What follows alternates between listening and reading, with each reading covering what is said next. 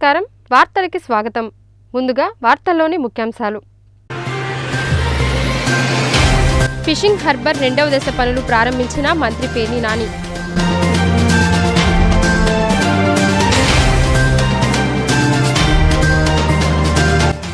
Petrol diesel పై నెల నుంచి కొనసాగుతున్న బాధుడు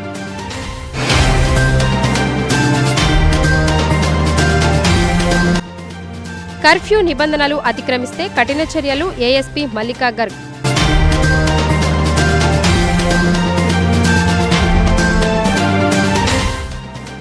కాసులు కురిపిస్తున్న కేజ్ కల్చర్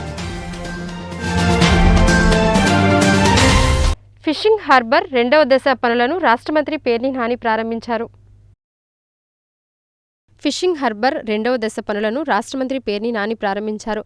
రాష్ట్రంలో వివిధ హార్బర్లను అభివృద్ధి చేయడంలో భాగంగా మచిలీపట్నం ఫిషింగ్ హార్బర్ రెండవ దశ అభివృద్ధి పనులు 348 కోట్ల రూపాయలతో చేపట్టినట్లు ఆయన తెలిపారు. చేపలు, రొయ్యలు తదితర సముద్ర ఉత్పత్తులపై రాష్ట్రానికి ఆదాయం గణనీయంగా ఉందని, సహజ వనరులను అభివృద్ధి చేసుకోవడంపై ప్రభుత్వం దృష్టి సారించిందన్నారు. సముద్ర ఉత్పత్తులకు గిట్టుబాటు ధర కల్పించటం, సముద్రంలో మత్స్యకారులు వేటాడి తెచ్చిన మత్స్య సంపదకు గ్రేడింగ్, నిల్వ చేసుకునే తదితర సదుపాయాలు హార్బర్ ద్వారా లభిస్తాయన్నారు. తీర ప్రాంతాల అభివృద్ధికి ప్రభుత్వం కృషి చేస్తోందని, ముఖ్యంగా మత్స్యకారుల సంక్షేమానికి అనేక చర్యలు తీసుకుంటున్నామన్నారు. ఈ కార్యక్రమంలో మేయర్ మోకా వెంకటేశ్వరమ్మ, డిప్యూటీ మేయర్లు తంటిపూడి కవిత, లంకా సూరిబాబు, మాజీ జెడ్పీటీసీ సభ్యుడు లంకె వెంకటేశ్వరరావు, 20వ division corporator Varaprasad, RDO Kajavali, municipal commissioner Sivaramakrishna, మత్స్యశాఖ, పోర్టు అధికారులు పాల్గొన్నారు. సముద్రంలోకి వేటాడి అంటే వేటకి వెళ్ళేటువంటి లేదా సముద్రం వేట మీద ఆధారపడి జీవనం సాగిస్తున్నటువంటి మత్స్య కార్మికులు దాదాపుగా నేను రెండవసారి ఎమ్మెల్యే అయినప్పటి నుంచి అంటే 2009 నుంచి కూడా ఈ మొగ తవ్వాలనేటువంటి డిమాండ్ ఇక్కడ ఉంది మచిలీపట్నం ఫిషింగ్ హార్బర్ దగ్గర. అప్పుడు కొంత మోపుదేవి వెంకటరమణ గారు పోర్ట్ మినిస్టర్ ఉన్నప్పుడు కూడా ఒకసారి తీసుకురావడం జరిగింది. తీసుకొచ్చి ఆ ఎస్టిమేట్లన్నీ తయారు చేసి దాన్ని కార్యక్రమం చేపట్టే లోపు నేను ఎమ్మెల్యేగా రాజీనామా చేయడం సంవత్సరాల ముందే ఆ కార్యక్రమాలన్నీ కూడా ఆగిపోవడం జరిగింది. తర్వాత మళ్ళీ జగన్మోహన్ రెడ్డి గారు వచ్చిన తర్వాత ఆయన దృష్టికి తీసుకెళ్ళిన పరిస్థితిలో కేవలం మచిలీపట్నం ఒకటే కాకుండా రాష్ట్రంలో ఒక 10 పైన ఫిషింగ్ హార్బర్లు కానీ జెట్టీలు కానీ నిర్మాణానికి ఆయన పెద్ద ఎత్తున మోడీ గారితో మాట్లాడి ఇవన్నీ కూడా కేంద్ర రాష్ట్ర ప్రభుత్వాలు కలిసి ఈ కార్యక్రమాన్ని చేపట్టడం జరిగింది. దానిలో భాగంగా మచిలీపట్నంలో కూడా 348 కోట్ల రూపాయలతో ఈ మత్స్యకారులకు కావలసినటువంటి మెరుగైన సౌకర్యాల ఏర్పాటు, మళ్ళీ వెనక్కి తిరిగి చూసుకోకుండా మళ్ళీ ఒక 40-50 సంవత్సరాల పాటు వెనక్కి తిరిగి చూసుకోకుండా మత్స్యకారులకి మెరుగైన సౌకర్యం ఏర్పాటు అవబోతుంది. ఇది డ్రెడ్జింగ్ మొత్తం కూడా ఇవాళ ఉన్నటువంటి దీనికంటే కూడా 4 మీటర్లు అంటే సుమారుగా 13-14 అడుగులు కిందకి మట్టి అంతా కూడా తవ్వి 10,50,000 క్యూబిక్ మీటర్ల మట్టిని తీసి బయటపోయటం జరుగుతుంది. అలాగే సముద్రం మొగ దగ్గర గోడల నిర్మాణానికి కూడా గతంలో ఉన్నది కూడా సరిపోవట్లేదు. కృష్ణానదిలో ఉన్నటువంటి సిల్ట్ అంతా కూడా సముద్రం 9 మాసాలు సముద్రం అడుగున ఉండేటువంటి కరెంట్, అండర్ కరెంట్ అంటాం, ఆ కరెంటు 9 మాసాలు నార్త్కి కదులుతాయి నీళ్లు, ఒక 3 మాసాలు దక్షిణానికి కదులుతాయి. దానివలన మనకి బందరు మొగకి దక్షిణంలో కృష్ణానది ఉండటం వల్ల కృష్ణానదిలో వచ్చేటువంటి బురదంతా కూడా మన మచిలీపట్నం మొగ మీదకి వచ్చి మేటేసుకుపోతున్న పరిస్థితులు ఉన్నాయి. దానికోసం అని చెప్పని దక్షిణాన 1240 మీటర్ల బారు ఇంకా గోడ నిర్మాణం చేయటం, అలాగే ఉత్తరాన 1140 మీటర్లు 1150 మీటర్ల గోడని పెంచడం జరుగుతుంది. రోజు పెరుగుతున్న పెట్రోల్, డీజిల్ ధరల పట్ల ప్రజలు తీవ్ర అసహనం వ్యక్తం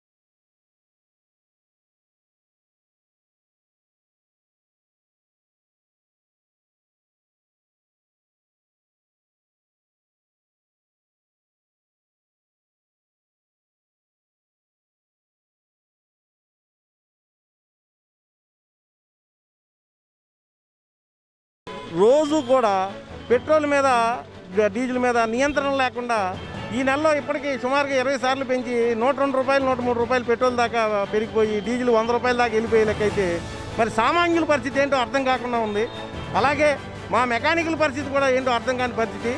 కేంద్ర రాష్ట్ర ప్రభుత్వాలు మరి దీని మీద దృష్టి సాధించి మరి పెరుగుతున్న డీజిల్ మీద పెట్రోల్ మీద కూడా మరి సుంకాన్ని తగ్గించి మరి జనాలకి కొద్దిగా ఇబ్బంది లేకుండా చేయాలనేది మరి ఆలోచన. అయితే కేంద్ర రాష్ట్ర ప్రభుత్వాలు మాత్రం కరోనాతో జనాలు అల్లాడిపోతున్నా కూడా అవి మాకు సంబంధం లేదన్నట్టు మరి ఈ రకంగా రోజుకి రూపాయి, అర్ధ రూపాయి, పావల, ముప్పావల అంటూ పెంచుకుంటూ పోయి జనాలు నడ్డి వీరుస్తుంది.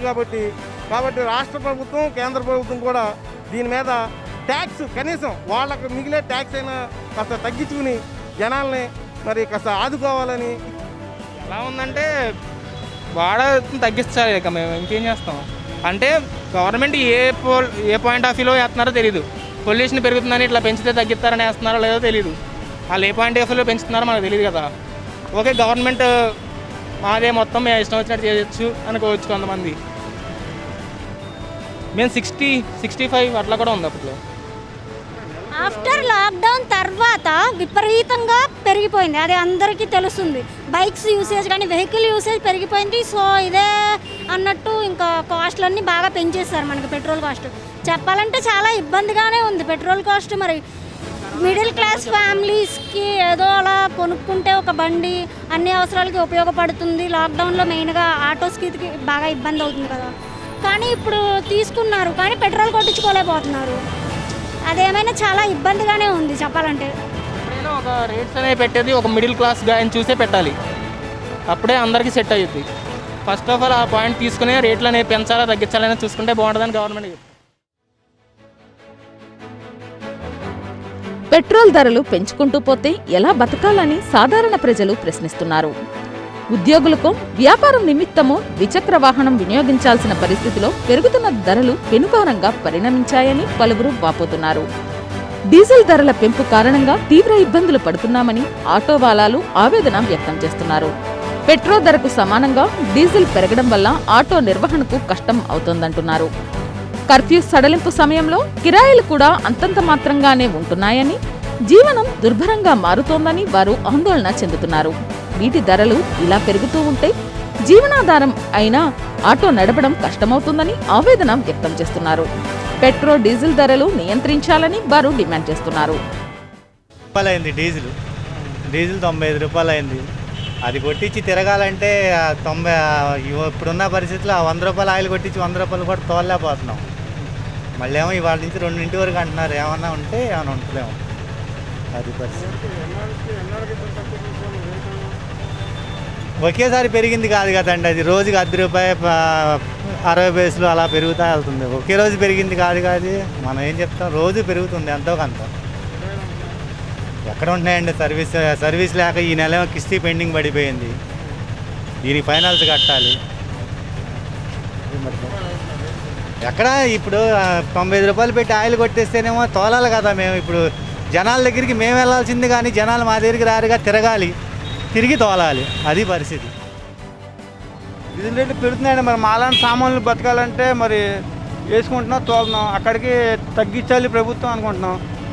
పెరిగితే మేమేం చేస్తాం అంటున్నారు. 48 రూపాయలు డీజిల్ వాళ్ళ 96 రూపాయలు అయిపోయింది.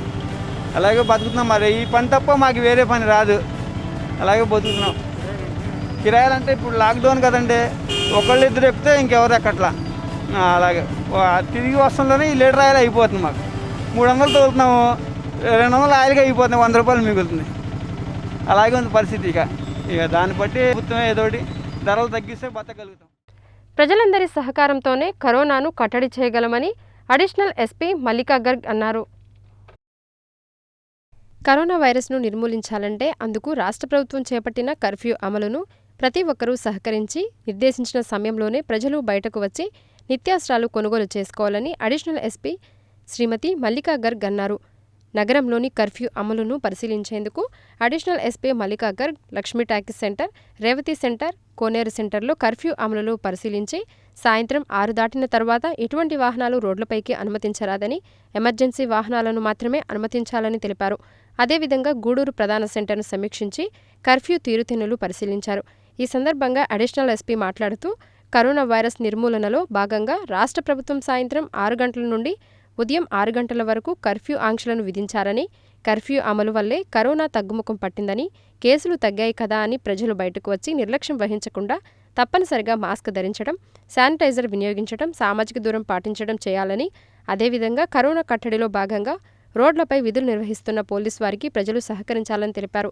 ఈ కార్యక్రమంలో Bandar DSP Masoom Basha, special branch inspector JV Ramana, Robertsonpet CI R Bhimaraju, Gudur SI P Sirisha తదితరులు పాల్గొన్నారు. Just last month we were facing the second wave of corona, so our government had started curfew from 12 pm to 6 am.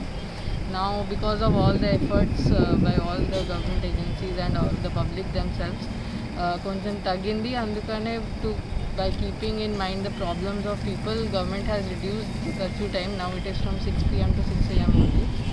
But this does not mean that we should be more careless about our behavior and be less alert. Corona is as deadly as it was before. So I request all the persons of the public to keep all the corona related precautions in mind. All the time we should sanitize our hands, use masks, maintain social distancing, and also cooperate with the police and administration in implementation of this curfew. We are very serious about it, and any defaulters we will be taking very strong action against them. Thank you. కాసులు కురిపిస్తున్న cage కల్చర్కు care of అడ్రస్గా Nagalanka మారింది.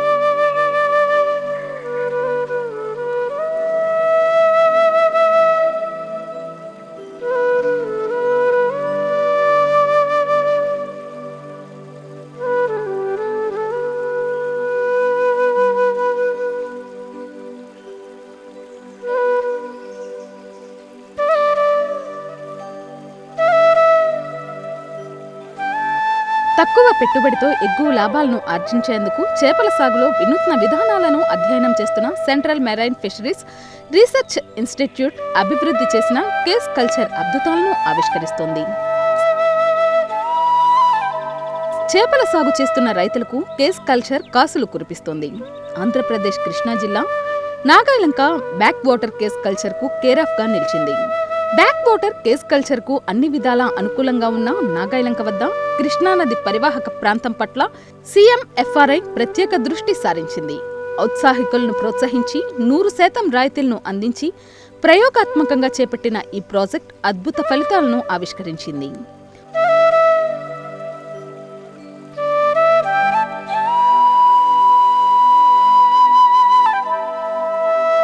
ఊహించిన దానికన్నా మెరుగైన ఫలితాలు రావడంతో పలువురు ఈ సాగు పట్ల మొగ్గు చూపుతున్నారు. 5 మీటర్ల పొడవు, వెడల్పు సైజు కలిగిన చతురస్రంలోని కేజ్లను నదిలో లోతైన ప్రాంతంలో అమరుస్తారు. ఈ చేపల పెంపకానికి అనుకూలమైన వలలతో కూడిన ఈ కేజ్ను నదిలో నీటిలో తేలే విధంగా అమరుస్తారు. కొట్టుకుపోకుండా 4 లేదా 6 ఇలా ఒక్కోదాని పక్కన ఒకటి అమర్చి వాటికి 4 వైపులా బరువైన లంగరు వేస్తారు. చుట్టూ పటిష్టమైన ప్లాస్టిక్ డ్రమ్ముల సహకారంతో ప్లాట్ఫామ్ ఏర్పాటు చేస్తారు.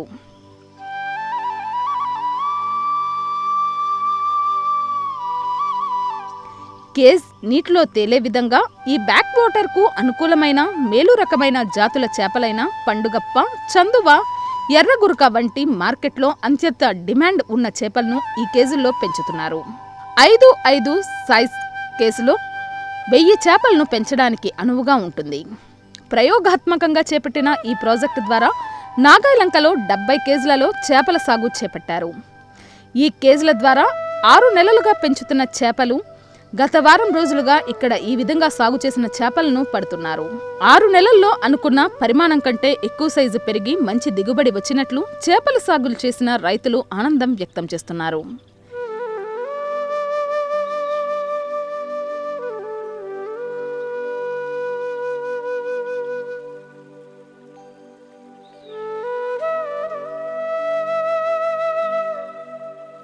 కేస్ కల్చర్ ద్వారా చందువా చేపలు సాగు చేసిన మత్స్యకారుల సంఘ నాయకులు చెన్ను వెంకటేశ్వరరావు వివరిస్తూ కేస్ కల్చర్ ద్వారా చేపల పెంపకం చాలా లాభదాయకంగా ఉందని ఆనందం వ్యక్తం చేశారు. మార్కెట్లో మంచి డిమాండ్ ఉన్న చందువా చేప తాను పెంచడం జరిగిందని, కేజీ సైజు పెరగడానికి 8 నెలల వ్యవధి పట్టవలసి ఉండగా 6 నెలల్లోనే ఆ పరిమాణాన్ని దాటి కేజీ సైజు పెరిగినట్లు సంతోషం వ్యక్తం చేశారు. మాకు చేపలు వేటే ప్రధాన వృత్తి. ఈ సముద్ర సంపద తగ్గిపోవడంలో ఏం చేయలేదు తెలియక మూటములు సర్దుకుని పనులకు వెళ్ళిపోయే టైంలో ఈ కరోనా ఒకటి వచ్చి వెళ్ళటానికి కుదరక ఇబ్బంది పడుతున్నాము. ఈ CMFRలు వచ్చి మాకు ఈ కేజీ కల్చర్ మీద అవగాహన కల్పించి చేప పిల్లలు మేత కూడా వాళ్ళే ఇచ్చి ఎలా పెంచాలి ఏం చేయలేదు మాకు అన్ని ట్రైనింగ్ ఇచ్చి చేపలు పెంచడానికి అవగాహన కల్పించారు. కేజీలు అండి మాకు CMFRలు, ICAR అలాగే నాబార్డు సహాయంతో మాకు అందించారండి. 5 నెలల కాలంలో 800 నుంచి కేజీ వరకు పెరిగినాయండి. రేటు కూడా మంచి రేటు వచ్చిందండి, బాగా లాభదాయకంగా ఉంది. అలాగే ఏపీ గవర్నమెంట్ వారు, ఫిషరీస్ డెవలప్మెంట్ వారు 40% ఉన్న సబ్సిడీ 70%కి ఇచ్చి మా అందరికి కూడా అవకాశం కల్పించగలరని కోరుతున్నాం.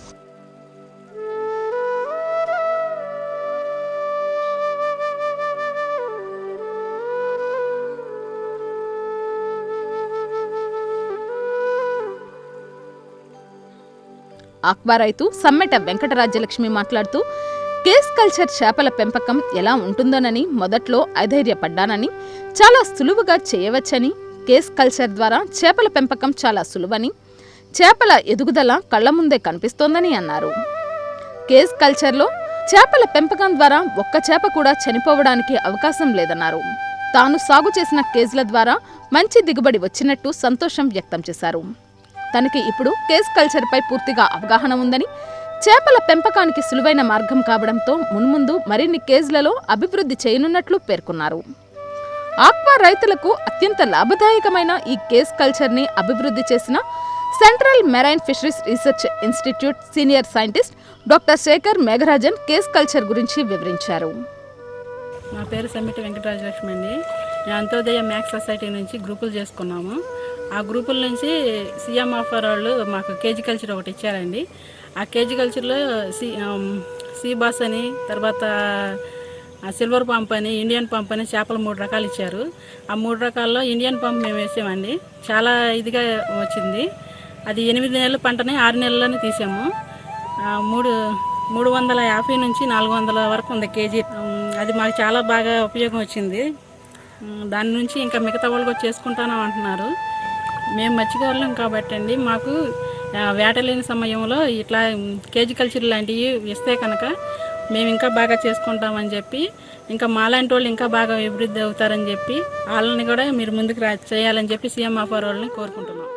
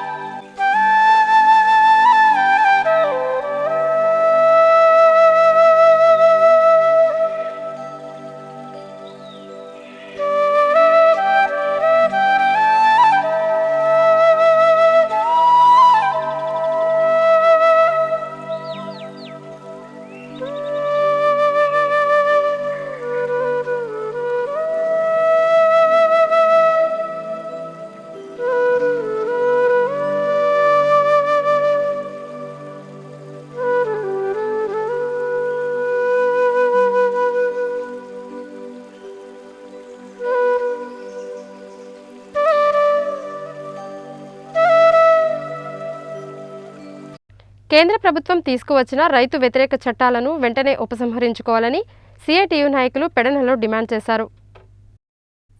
కేంద్ర ప్రభుత్వం తీసుకువచ్చిన రైతు వ్యతిరేక చట్టాలను వెంటనే ఉపసంహరించుకోవాలని సిఐటియు నాయకులు డిమాండ్ చేశారు.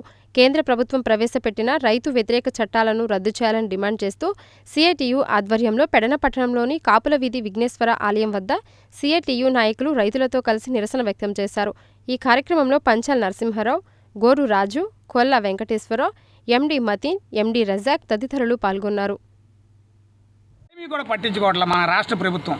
వాళ్ళకి ఉన్నటువంటి సొమ్ము ఏంటి, వెల్ఫేర్ బోర్డులో ఉన్నటువంటి సొమ్ము మా సొమ్ము మాకు ఇమ్మంటే అది ఇవ్వకోకుండా అక్కడికి వెల్ఫేర్ బోర్డుని రద్దు చేసిందంటే ఈ గవర్నమెంటు ప్రజల మీద వాళ్ళకు ఉన్నటువంటి ప్రేమ అనురాగాలు ఎలా ఉన్నాయో మనం ఒకసారి అర్థం చేసుకోవచ్చు. అదేవిధంగా మళ్ళీ ఇవన్నీ కాకుండా ఇప్పుడు పట్టణ ప్రాంతాల్లో పట్టణ సంస్కరణలను తీసుకొచ్చి ఇంటి పన్ను, చెత్త పన్ను ఏ విధంగా పెంచుతున్నారో మనం చూస్తున్నాం. ఒక 3 రోజుల నుంచి ప్రతి మున్సిపాలిటీలోనూ కార్పొరేషన్లోనూ అక్కడ జరిగేటువంటి ఆ కార్పొరేషన్ సమావేశాలు, మున్సిపల్ సమావేశాల్లో ఈ వచ్చినటువంటి కొత్త జీవోల్ని అమలు చేయడానికి అక్కడ కౌన్సిల్ అంతా కూడా ఆమోదించి ఈ పన్నుల భారం ఏ విధంగా పెంచాలనేది ఆలోచిస్తున్నారు. పన్నులు, చెత్త పన్ను, డ్రైనేజీ పన్ను ఈ విధంగా ప్రజలకి ఆదాయాలు లేవు, పన్నులు లేవు, ధరలు పెరిగిపోయి ప్రతి కుటుంబం కూడా ఒక పూట తింటే ఒక పూట తిననటువంటి ఈ పరిస్థితుల్లో అదనంగా మరి ఈ ప్రభుత్వాలు వీళ్ళ మీద ఆర్థిక దాడులు చేసి ప్రజల్ని నానా ఇబ్బందులు గురి చేస్తున్నారు. ఈ విషయాలన్నింటి మీద కూడా ప్రజలందరూ కూడా కళ్ళు తెరిచి ఈ ప్రభుత్వాలు చేసేటువంటి ఈ దుర్మార్గాల్ని వ్యతిరేకించాలని చెప్పేసి మేము ఆంధ్రప్రదేశ్ చేనేత కార్మిక సంఘం తరఫున ఈ రైతాంగానికి మద్దతు తెలుపుతూ మాట్లాడారు. దేశవ్యాప్తంగా జరుగుతున్నటువంటి రైతులకి మద్దతుగా 211వ రోజు నుండి ఢిల్లీ నగరం చుట్టూ రైతులు వ్యతిరేకమైనటువంటి చట్టాన్ని ఉపసంహరించుకోవాలని 3 నెలల చట్టాలను ఉపసంహరించుకోవాలని ఆందోళన చేస్తున్నారు. కానీ వీళ్ళు కోరేది ఒకటే, స్వామినాథ్ కమిటీ సిఫారసులను అమలు చేయండి, మేము పండించేటువంటి పంటకి గిట్టుబాటు ధర కల్పించండి అనేది ఈ ఒక్క నినాదంతో వాళ్ళు 211 రోజుల నుంచి నిరాహారదీక్షలు చేస్తున్నారు. కానీ కేంద్ర ప్రభుత్వం చెవిలో శంఖం ఊదినట్లుగా ఉన్నదే తప్ప మేము చేసేటువంటి పరిపాలన, మేము చేసినటువంటి చట్టాలు కరెక్ట్ అయినటువంటి అని చెప్పేటువంటి విధానాన్ని వెనక్కి తీసుకోవాలి, నల్ల చట్టాలను వెనక్కి తీసుకోవాలని వాళ్ళు ఆందోళన చేస్తున్నారు. ఈ రోజున కార్పొరేట్ వ్యవసాయానికి అనుకూలమైనటువంటి ఈ చట్టాలని భారతదేశంలో ఉన్నటువంటి వ్యవసాయ రంగాన్ని పూర్తిగా సర్వనాశనం చేయడానికి పూనుకున్నటువంటి బీజేపీ విధానాలను తిప్పికొట్టాలని ప్రజలందరికీ కూడా మేము రైతాంగం తరఫున సిఐటిగా మనవి చేస్తున్నాం.